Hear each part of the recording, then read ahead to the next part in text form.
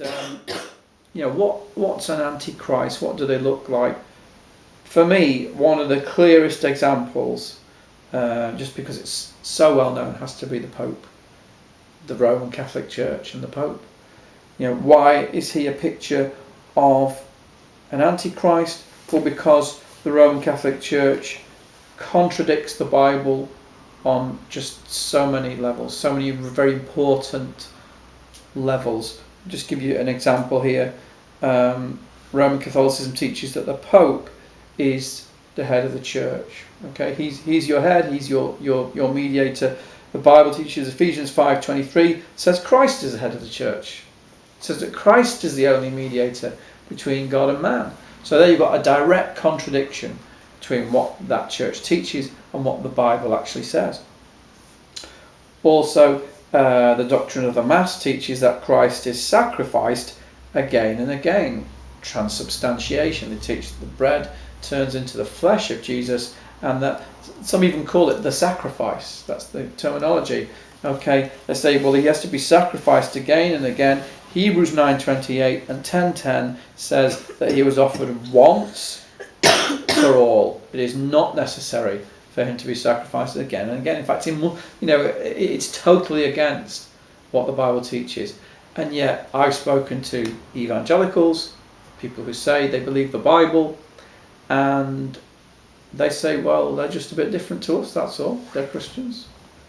Now, I'm not saying that you can't be a Christian and be in the Roman Catholic Church.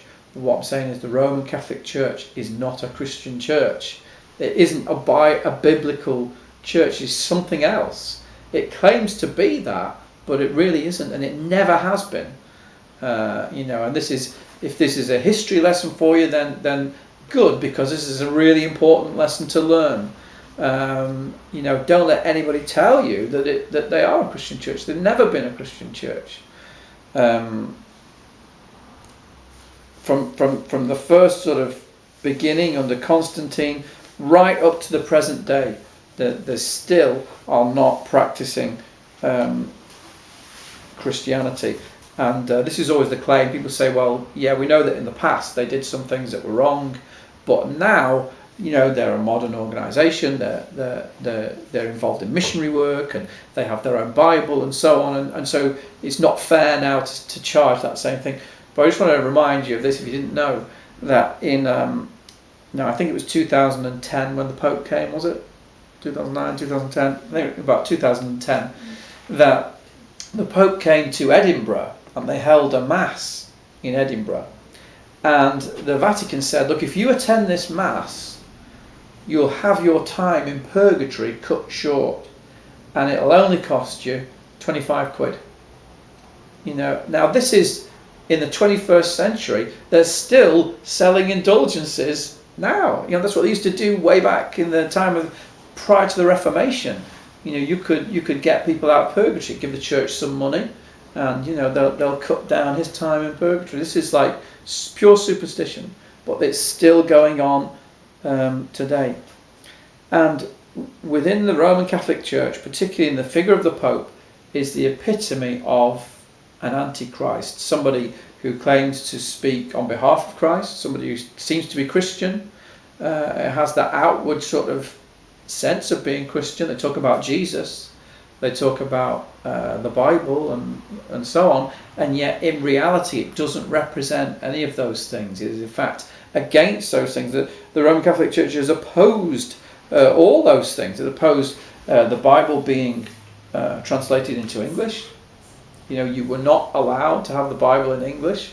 In sort of, if you go back to the time of Henry VIII and just before, if you had a Bible in England that was in English, you could be burnt at the stake for that. The Pope, I read this just the other day, I couldn't believe this, I'd not read this before. Pope Innocent, whatever it was, around about the time of Henry VIII, had said that just as dumb animals, beasts, were stoned to death when they touched the mount, at Sinai, right? They were to be stoned to death. It said, any common or uneducated person who dares to touch the Bible should also be killed. Who dared to preach the doctrine of the Bible, he said it's forbidden, you mustn't touch it. And what they did is they locked it away in Latin, in a language that nobody spoke. And so, no wonder they call it the Dark Ages. In all that time, nobody, unless you were a kind of scholar at Oxford or Cambridge or something like that, and you knew Latin, nobody knew what the Bible said. They didn't know. And so the only things they had were things like stained glass windows of the church, where they might depict the scenes like the cross or something like that. But other than that, the common people just had no idea what the Bible taught. They didn't know the gospel, none of this.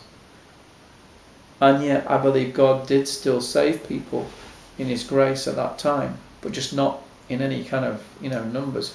So you can imagine what it was like when Martin Luther first of all understood, hey, it's salvation through faith, it's not through doing penance and that sort of thing.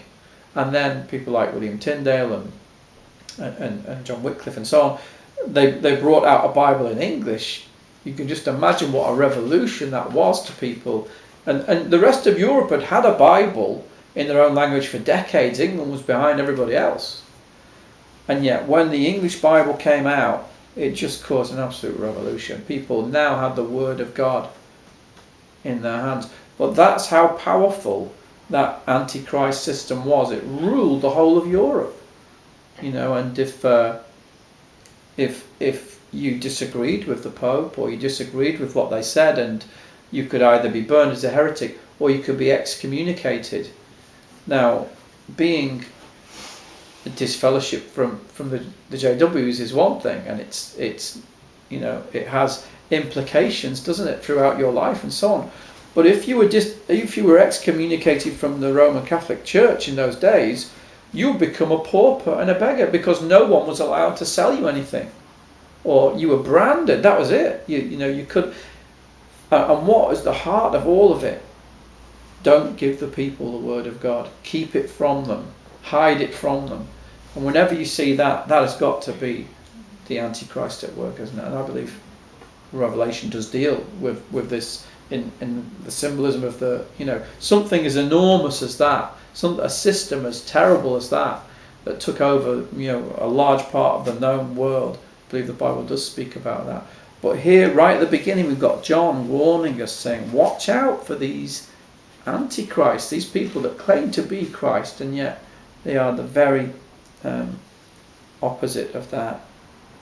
Again, 2 Thessalonians 2:7 talks about the mystery of iniquity, the secret power of sin that's hidden from the eyes of those who are watchful. It's at work.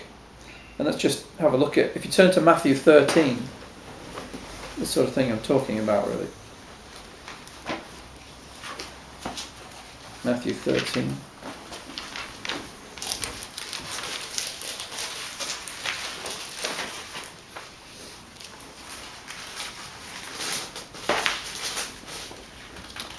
And verse 24.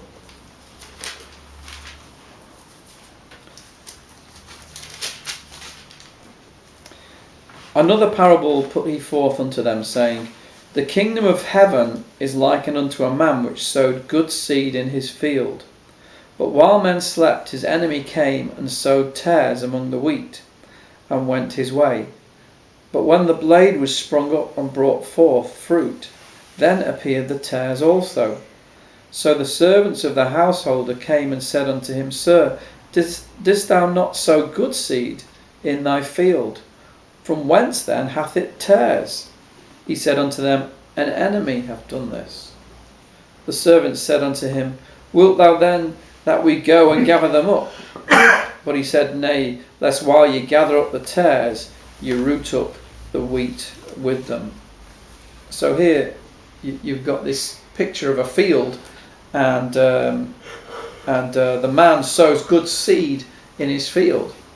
But then when the seed comes up, when the wheat grows up, something else is growing up with it, and they're saying, where's this come from? You didn't sow this in your field. And he says, incredibly, an enemy has done it.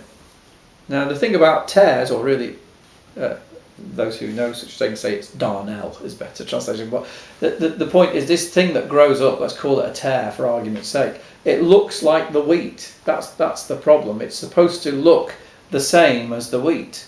So it appears the same, and you might think it's the same, but it just doesn't produce that fruit that you need. It's not producing the goodness that it's meant to produce. And that's what I think, Jesus, when he sowed the gospel himself and through his apostles, he didn't sow bad seed, he sowed good seed. But how come then there's this bad seed coming up? Well, the enemy has sown it. The enemy, who of course is the devil, is responsible for it.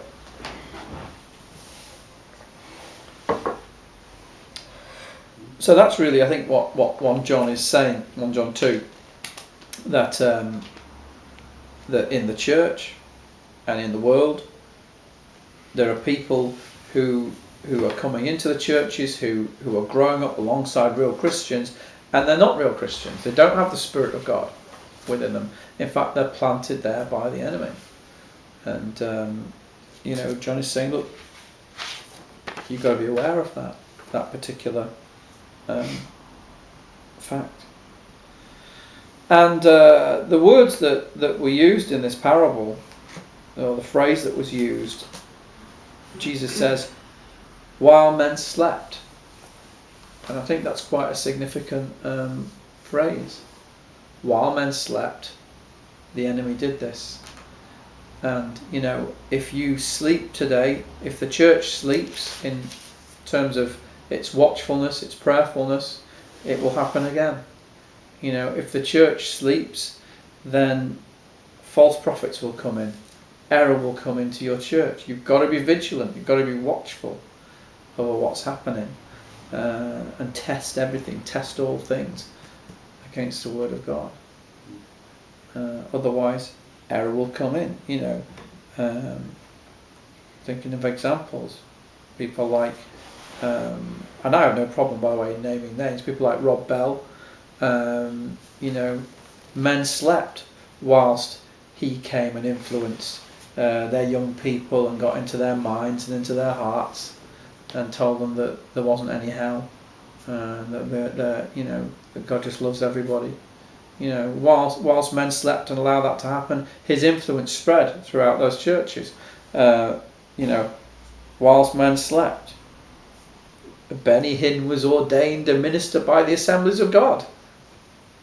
How could that have happened? And yet it did. Because they were asleep. They weren't watchful. They weren't prayerful. I'd say we're not a kind of church that bangs on about this sort of thing. I know some do, but that's the reality, is that false prophets, false teachers are coming out. They're coming from somewhere. And, we just got to be aware of them and be careful. Especially, as I've said before, with the internet, you can access anybody, can't you?